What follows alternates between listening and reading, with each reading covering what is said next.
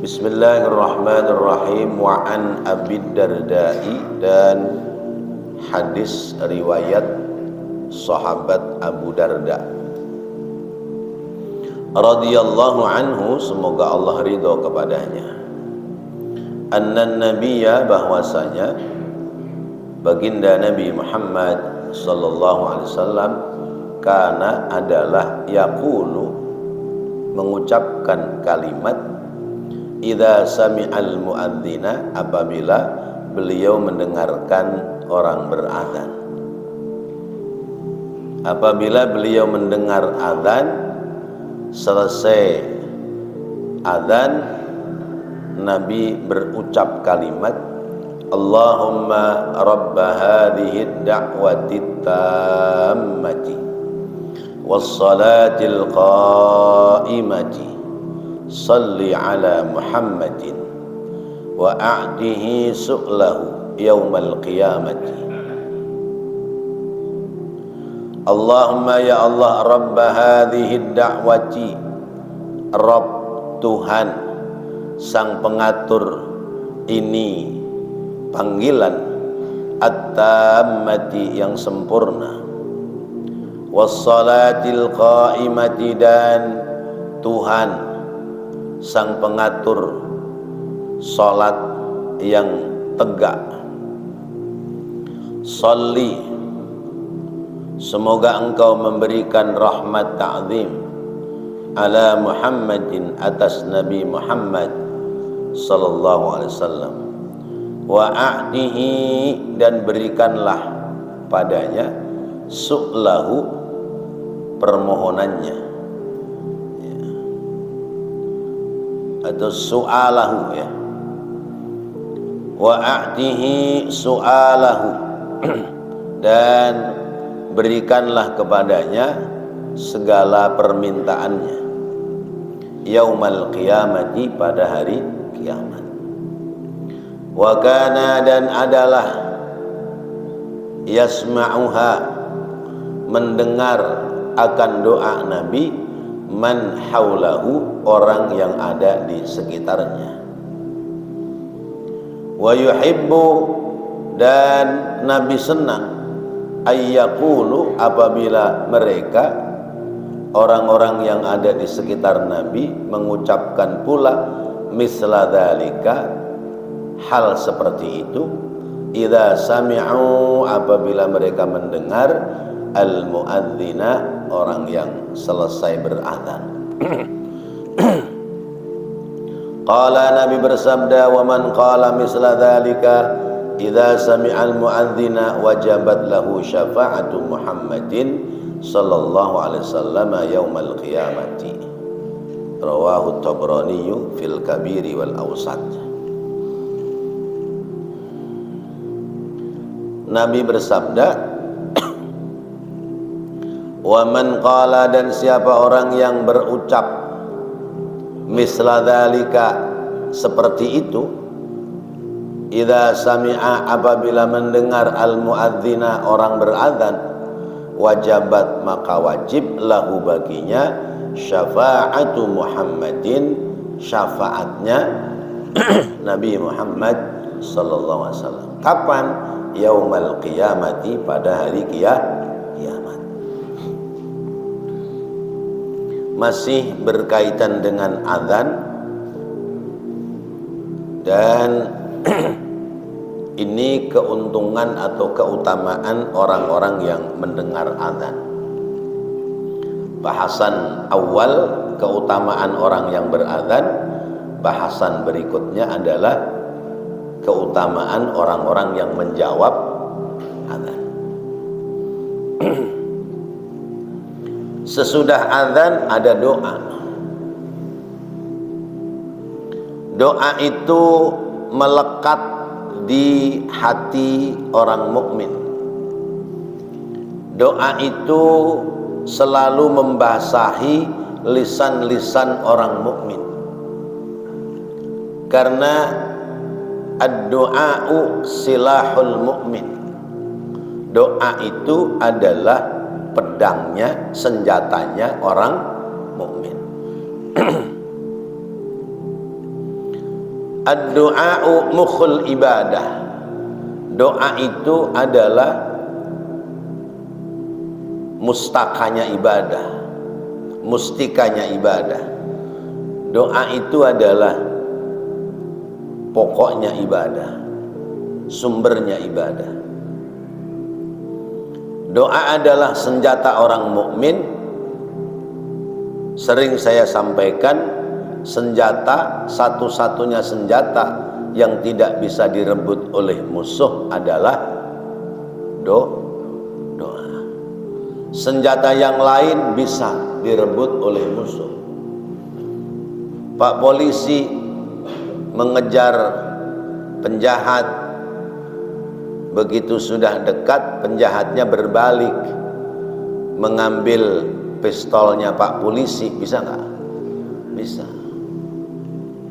Satpol PP menertibkan pedagang, senjatanya apa kalau Pol PP? Penrungan. Begitu sedang merapikan orang pedagang, pentungannya dicolong, diambil sama pedagang buat mukul dia. Namanya senjata makan tuan. Bisa. Senjata mana yang tidak bisa direbut oleh musuh kecuali adalah doa. Maka lisan-lisan orang mukmin harus selalu basah dengan doa. Lisan kita harus selalu basah dengan doa, dan jangan sungkan-sungkan kita untuk berdoa dalam hal apapun. Karena Allah yang memerintahkan, ud'uni astajib lakum, berdoalah kamu kepadaku, aku nanti yang akan memenuhi apa yang menjadi doa-doamu. Salah satu doa yang disematkan, yang harus diucapkan oleh lisan orang mukmin adalah ketika selesai mendengar orang yang azan. Ketika mendengar orang selesai azan, kita ini disunnatkan untuk berdoa sesudah azan. Pada doa enggak? Tadi doa enggak?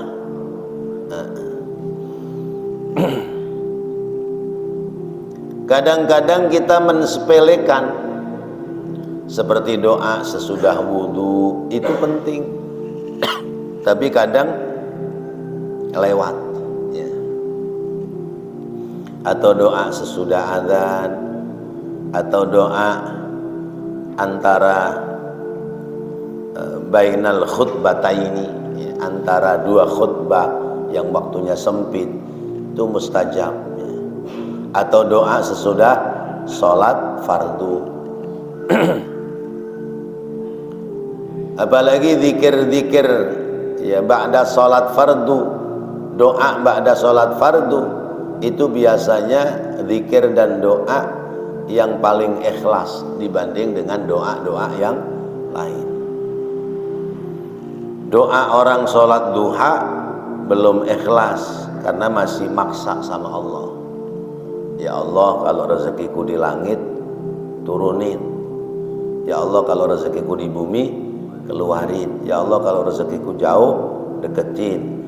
Ya Allah, kalau rezekiku sulit gampangin. Itu doa maksa apa enggak? Maksa. Nah, termasuk doa yang ikhlas karena tanpa pamrih adalah doa sesudah azan. Dibanding doa sesudah tahlil, ikhlasan mana? Ikhlasan doa sesudah azan apa doa sesudah tahlilan? Sesudah azan. Karena doa sesudah azan murni doa. Kalau doa sesudah tahlilan, doa yang doa. Apa itu doa yang doa? Doa yang di situ ada harapan doa, dorongan amplop. Coba udah mimpin tahlil, ada doa, nggak ada doanya, nggak ada dorongan amplopnya, bagaimana kira-kira? Uciwa. Gua tandain dah, besok-besok lagi kalau diundang sama dia sibuk dah. Nah itu doa yang ada doa. Orang berdoa berharap doa. Orang berdoa berharap dorongan amplop. Ini sebentar lagi nih banyak doa-doa ini ya. Buat pilgub. Dorongan amplop. Mana yang amplopnya kenceng ya, dia ada tuh yang dibelain. Biasanya begitu. Jadi sesudah azan ada doa. Rasulullah sallallahu alaihi wasallam ketika mendengar Bilal selesai azan, beliau doa, Allahumma rabb hadhihi ad-da'wati tammah was-salatil qa'imah salli ala Muhammadin wa a'tihi su'alahu yaumal qiyamah.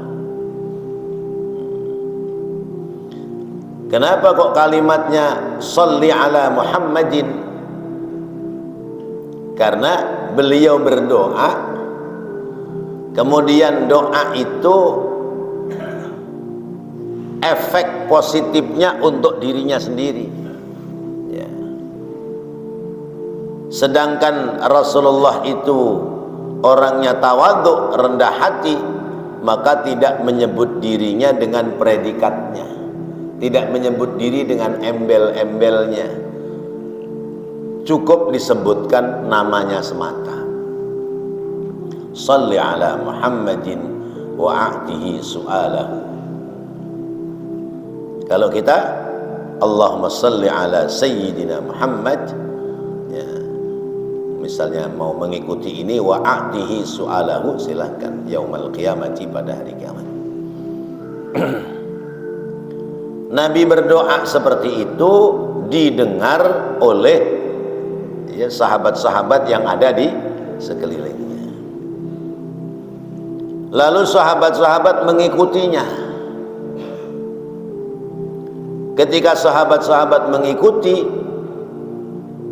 Rasulullah menyampaikan, siapa yang mendengar muadzin dalam berazan sudah selesai, lalu dia menjawab ya, seperti apa yang aku ucapkan, wajib baginya memperoleh syafaatku besok di hari kiamat. Yang kadung baca seneng apa enggak? Seneng. Karena apa? Dijanjikan syafaatnya Rasulullah. Yang terlanjur tidak baca seneng apa sedih? Sedih, karena tidak memperoleh janji ya, tidak memperoleh apa yang dijanjikan oleh Rasulullah.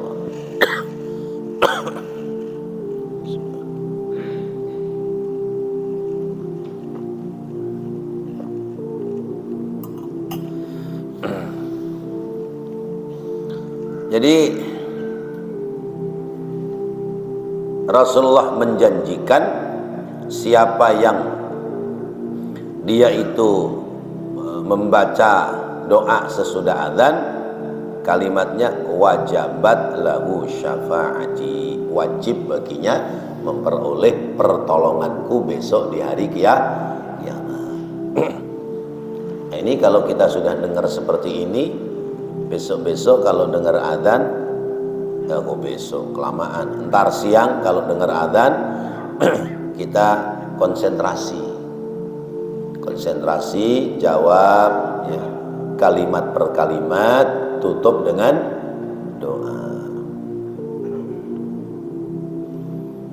Wa fi riwayatin, dan dalam riwayat yang lain, anna nabiyya, bahwasanya baginda Nabi Muhammad sallallahu alaihi wasallam, kana adalah idza sami'an nidaa, apabila beliau mendengar panggilan azan, qala, beliau berucap kata, Allahumma rabb hadhihi ad-da'wati tammati was-salatil qa'imati salli ala abdika wa rasulika waj'alna fi syafa'atihi yaumal qiyamah. Ya Allah, Tuhan pemilik doa yang sempurna, panggilan yang sempurna, dan pemilik salat yang ditegakkan. Salli ala abdika, karuniakanlah salawat atau berikanlah rahmat ta'zim atas hambamu, wa rasulika dan rasulmu, waj'alna dan jadikan kami fi syafa'atihi yaumal qiyamati, dalam syafaatnya Nabi Muhammad besok pada hari kiamat. Wa yaqulu, dan Nabi bersabda, man qala hadza 'inda an-nida'i ja'alahu Allahu fi syafa'ati yaumal qiyamah. Rawahu Tabrani fil Kabir wal Awsat.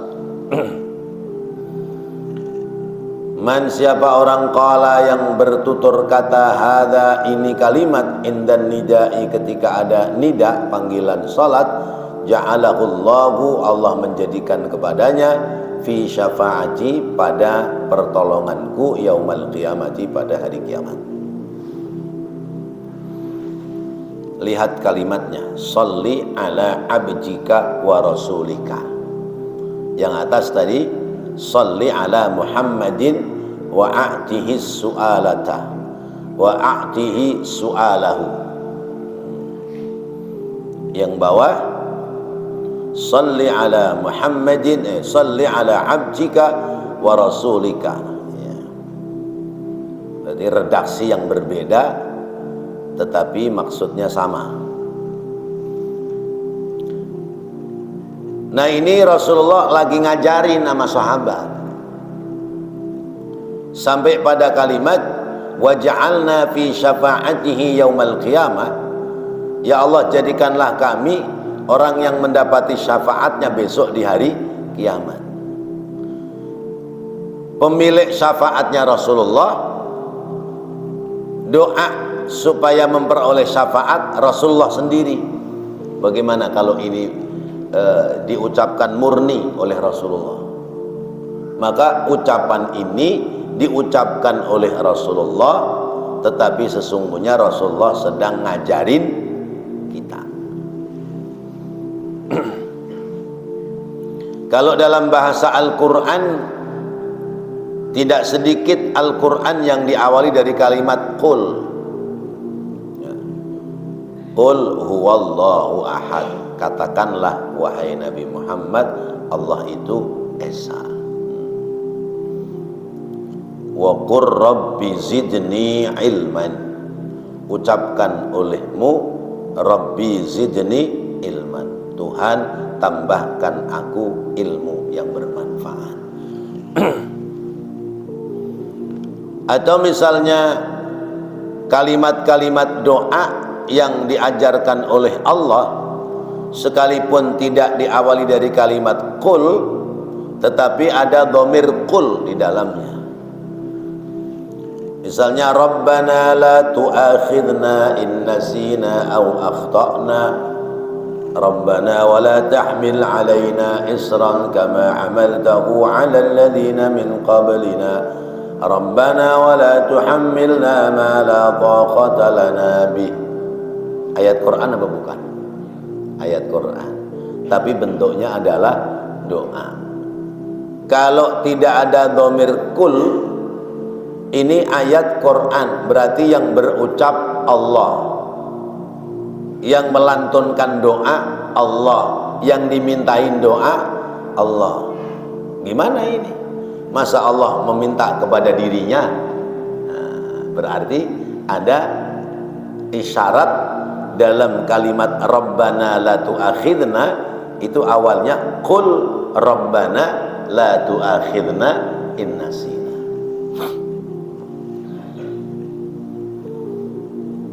Sama juga cucu nyalahin neneknya, ya. Cucu berbuat salah, ya. Misalnya duit neneknya geletak di meja, ya, dia nggak ngomong minta, diambil buat jajan. Neneknya nanya, ini duit siapa yang ngambil? Saya, Nek. Kalau ngambil duit kudu ngomong. Kamu kan nggak ngomong, berarti kamu salah. Maka kamu kudu minta maaf sama nenek. Minta maafnya bagaimana, Nek? Coba ikutin omongan nenek. Nenek, Dedek sudah salah karena mengambil uang tanpa ngomong, tanpa permisi. Ini kalimatnya siapa? Kalimatnya si nenek, tapi buat siapa? Buat cucunya. Kalimat Allah buat hambanya untuk diucapkan kembali di hadapan Allah. Sama dengan kalimat ini, waj'alna fi syafa'atihi yaumal qiyamah. Ini kalimat yang mengucapkan Nabi. Ya Allah, jadikan kami orang-orang yang mendapati syafaatnya di hari kiamat. Masa Nabi berdoa, Nabi meminta kepada dirinya. Maknanya Nabi sedang ngajarin umatnya supaya dalam berdoa ada kalimat-kalimat seperti ini.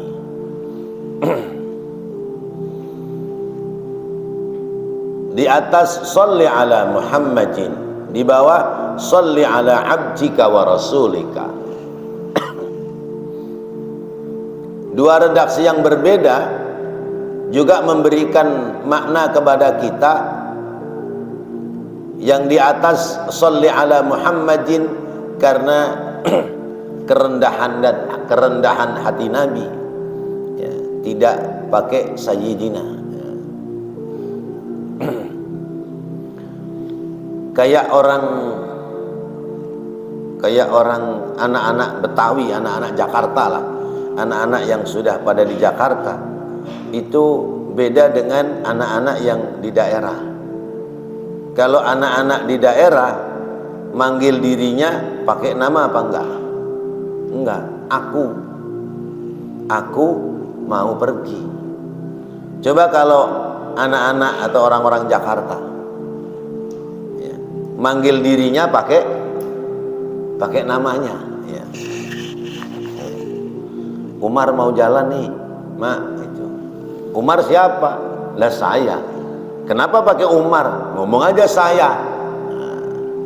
Ya kan? Nah, masa Nabi menyebut dirinya dengan atributnya, misalnya namanya Muhammad, ada titelnya, ini Dr. Andes Muhammad SH mau jalan nih, kan nggak pantas gitu ya. Nggak usah disebut-sebutin juga orang sudah maksud, sudah paham gitu. Nah itu akhlak Nabi. Tapi di bawah Nabi mengajarkan untuk memberikan penghormatan kepada orang lain, tapi tetap halus kalimatnya, sholli ala abdika wa rasulika. Muhammad itu siapa? Hambamu dan rasulmu.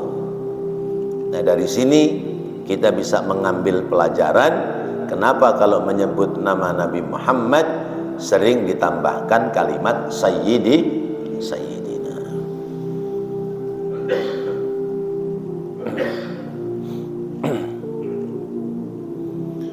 Wa fi riwayatin, dan dalam riwayat yang lain,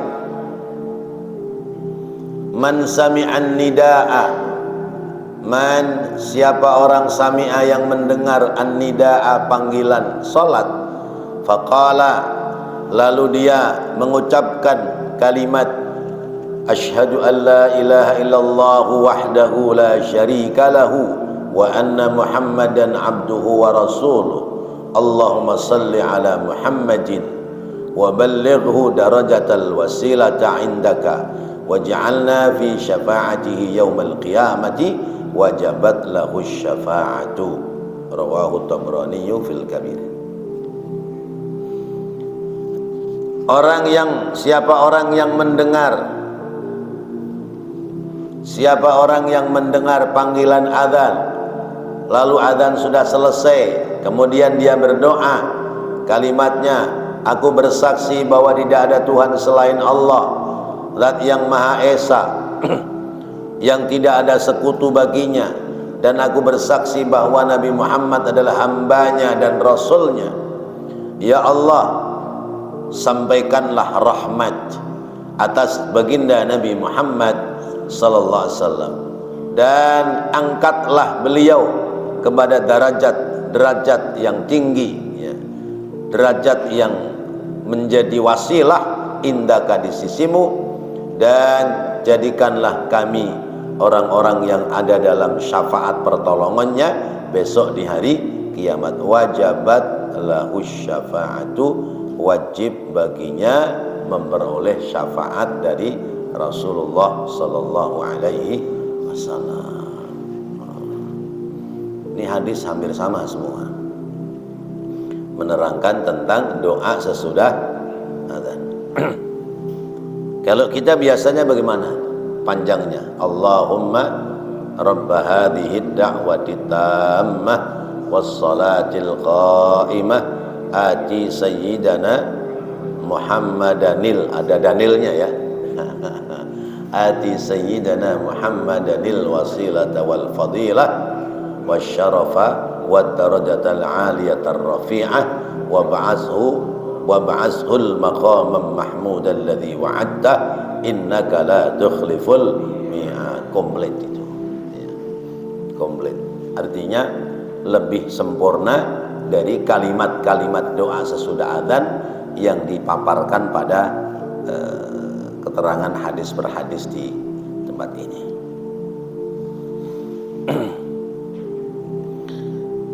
Masih ada lagi nggak kesempurnaannya sesudah doa adzan itu?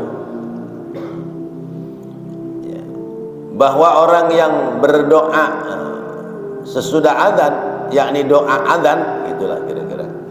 Orang yang doa adzan, dia wajib mendapatkan syafaatnya Rasulullah. Nah, di akhirat itu nggak ada yang bisa memberikan pertolongan. Ya. Wala nabi-nabi yang lain. Karena kata Nabi bahwa doa para nabi itu sudah habis ya dilantunkan di dunia, tetapi aku menyisakan doa untuk umatku supaya aku bisa memberikan pertolongan kepada umatku.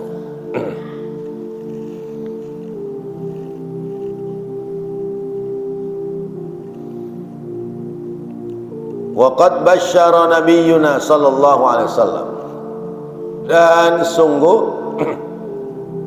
telah memberikan kabar gembira siapa nabiyyuna, nabi kita Muhammad sallallahu alaihi wasallam, man ajabal muadzina, kepada orang yang menjawab azan, bi anna da'watahu mustajabatun, bahwasanya doanya mustajab.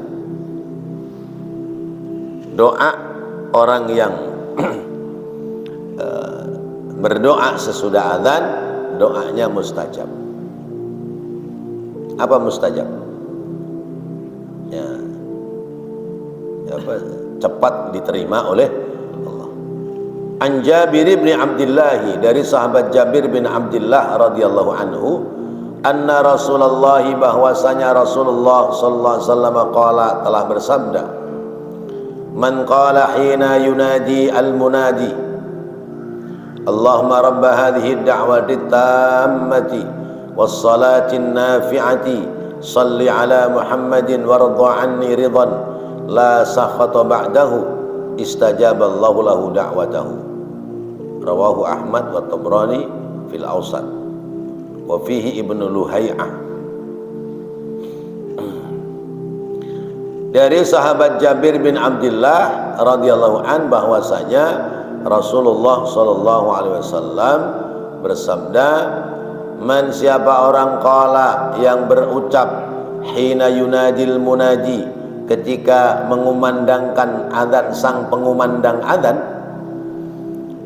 kalimatnya Allahumma rabba hadhihi da'wati tammati, ya Allah Tuhan pengatur, pemilik doa yang sempurna ini, wassalatin nafi'ati, dan pemilik salat yang bermanfaat ini, salli ala Muhammadin, sampaikan salawat kepada baginda Nabi Muhammad sallallahu alaihi wasallam, warda anni ridhan, dan berikanlah ridho kepadaku suatu keridhaan, la sakhata ba'dahu, yang tidak ada lagi kebencian sesudahnya. Istajaballahu lahu da'watahu, maka akan diijabah, maka Allah akan mengijabah lahu padanya da'watahu, doa-doanya. Sesudah kita melantunkan doa sesudah adzan, tambahin doa-doa kita, doa yang menjadi harapan kita, doa yang menjadi hajat kita. Jadi kalau sudah doa sesudah adzan rapi, tambahin doa-doa yang lain. Ya, misalnya Rabbighfirli wa liwalidayya warhamhuma kama rabbayani shaghira. Tambahin lagi, Allahumma rzuqna ziyaratal haramain qabla mauti. Ya Allah, kasih rezeki untuk ziarah ke tanah haram sebelum mati. Ya. Atau doa-doa yang lain. Ya, tambahin di situ. Sesudah doa adzan selesai, tambahin doa-doa yang lain supaya cepat diterima oleh Allah, karena di situ ada namanya sa'atun mustajabah. Dalam melantunkan doa itu ada sa'atun mustajabah, ada awqatun mustajabah. Saat itu artinya kesempatan. Awqatun, waktu-waktu. Di antaranya kesempatan doa yang diijabah itu adanya di doa sesudah adzan. Di situ tambahkan doa yang lain. Baik bapak-bapak hadirin dan saudara-saudara, masih ada banyak waktu. Barangkali mau ada yang menambahkan atau sharing, dipersilakan.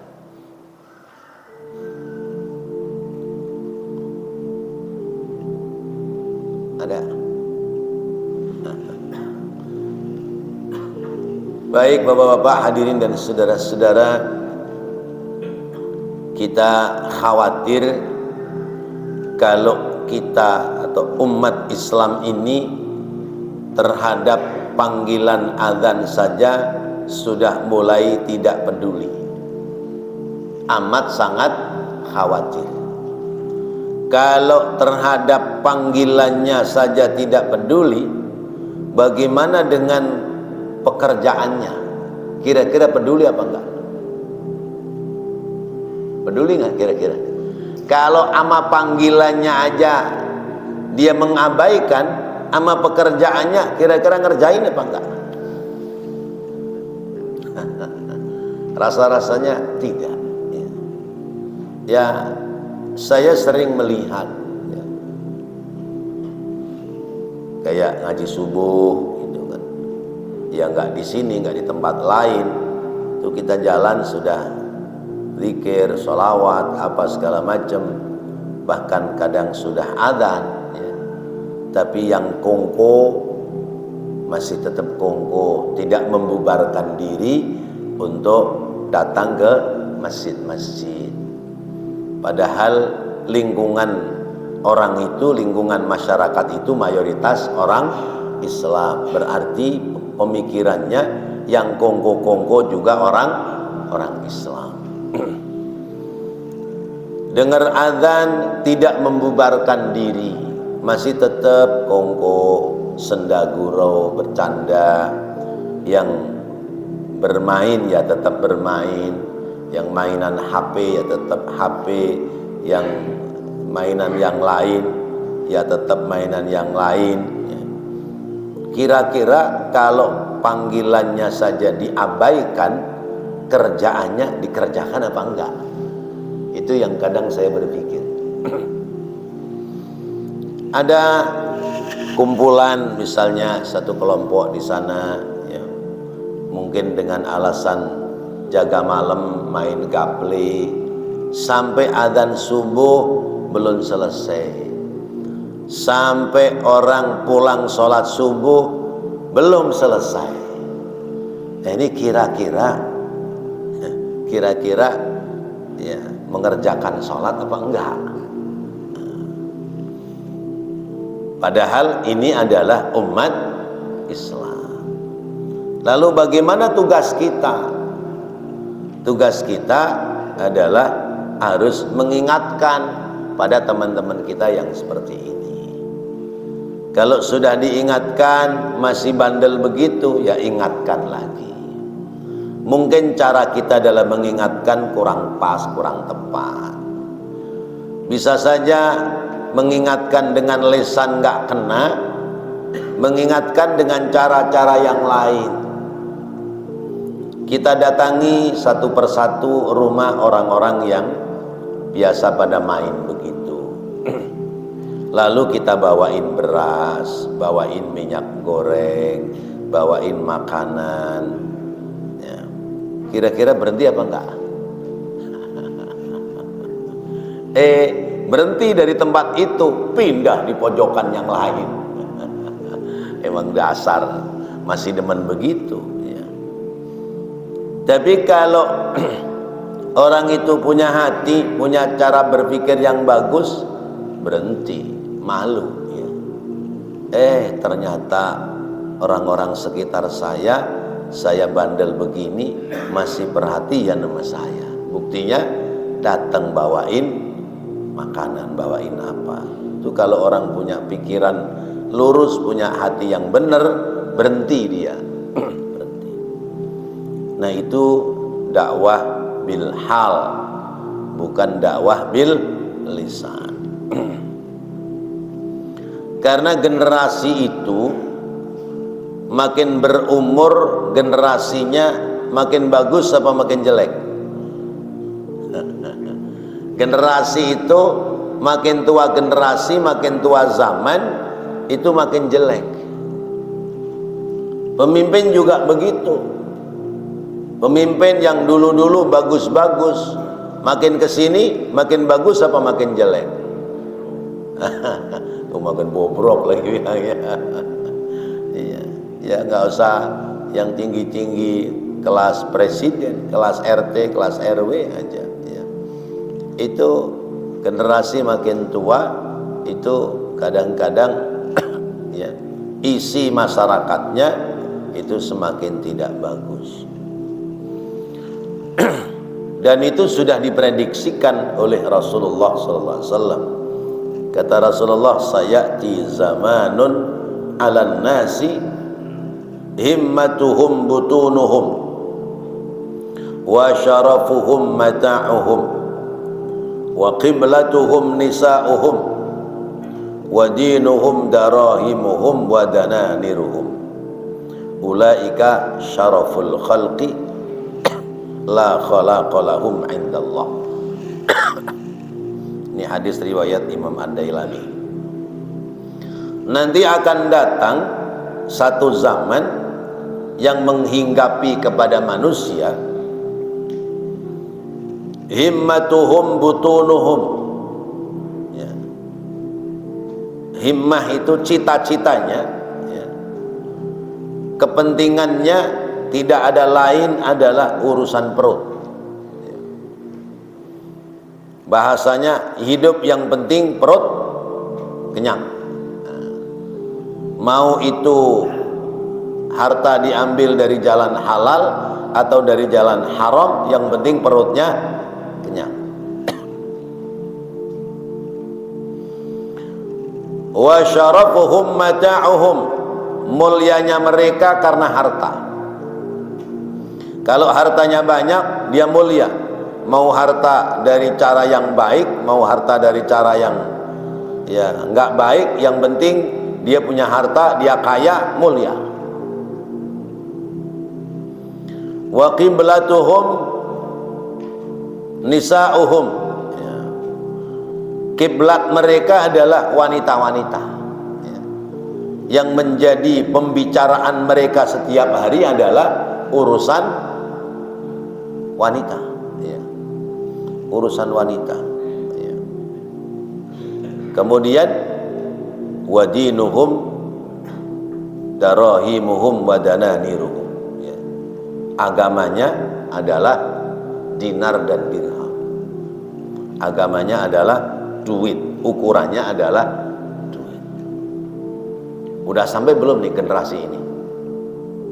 Orang hidup yang dikejar harta dunia, yang penting perutnya kenyang. Ama ibadah nggak kepikir, ya. Ama kebaikan nggak jalan. Tapi sama dunia cepet jalannya.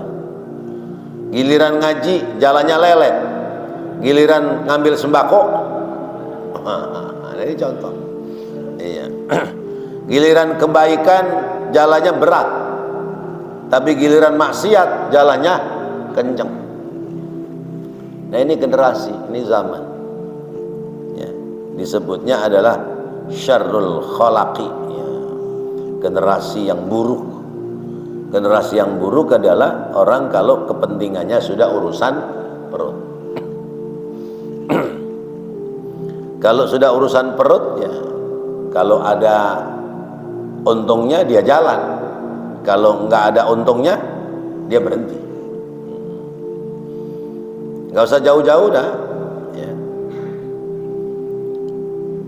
Di masjid-masjid yang lain, kalau sudah mendekati Idul Adha, itu banyak yang menawarkan diri menjadi panitia. Ya. Mau Idul Fitri kayak Idul Adha biasanya banyak yang nawarin jadi panitia. Idul Fitri ya bagi-bagi harta zakat, Idul Adha bagi-bagi daging korban. Ya. Itu yang pada masuk menawarkan diri menjadi panitia korban, itu orang yang aktif rajin ke masjid apa orang yang nggak pernah kelihatan ke masjid? Itu. Banyak orang-orang yang nggak pernah kelihatan ke masjid, tapi giliran di masjid ada makanan, ya, ya, semisal harta zakat fitrah, zakat mal atau daging korban, mereka datang. Berarti datang kepada kebaikan tujuannya bukan lillah, tapi tujuannya perut. Datang kepada kebaikan sekalipun tujuannya hanya perut, bukan tujuan karena Allah. Mulianya karena harta. Masyarakat kita, sekalipun dia itu orang baik, orang hebat, orang istimewa, kalau miskin dihormati enggak? Kurang dihormati. Tapi coba kalau kaya, ya, pakaiannya ya mentereng, ya, bahkan apa-apa serba kuning, ya, jam tangannya kuning, cincinnya kuning, gelang kalungnya kuning, ambek giginya kuning. Ya, rumahnya mewah, mobilnya halus, orang pada hormat sama dia. Orang nggak mau tahu dia hartanya boleh dari mana. Kiblatnya wanita. Di mana-mana kalau sudah ngumpul yang dibicarakan adalah wanita. Agamanya duit.